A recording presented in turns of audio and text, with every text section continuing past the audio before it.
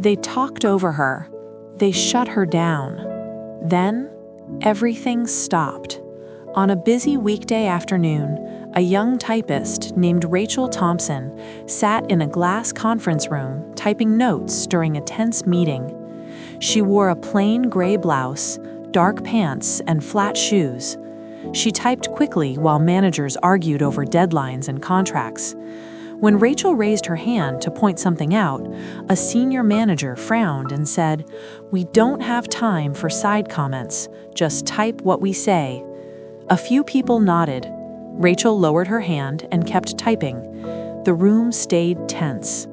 An hour later, alarms sounded across the office. Emails stopped sending. Screens filled with error messages.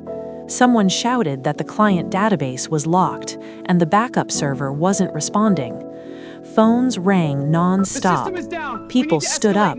Panic spread through the room. That dismissal was wrong because it assumed quiet people have nothing valuable to offer.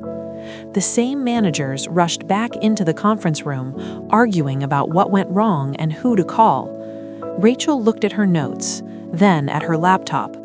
For months, she had been typing meeting after meeting where engineers warned that the backup access instructions were outdated. She had typed every warning, every fix, and every ignored recommendation, word for word.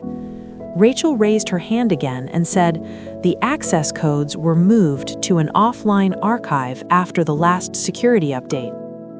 The manager waved her off and said, "IT already checked that. We're handling it." If you were in that room, would you have spoken up again or stayed quiet? Some decisions feel efficient in the moment. They aren't always right. Rachel wanted to push back. She wanted to force them to listen. But she chose restraint and honored God instead. Rachel stopped talking. She opened the shared document folder and quietly forwarded the archived instructions to the IT team. Seconds passed, then minutes. Someone in the hallway suddenly shouted, "Wait, it's coming back online." Screens refreshed, emails returned, phones went silent. The room froze. The manager slowly turned and looked at Rachel. His face changed, not with anger, but with realization.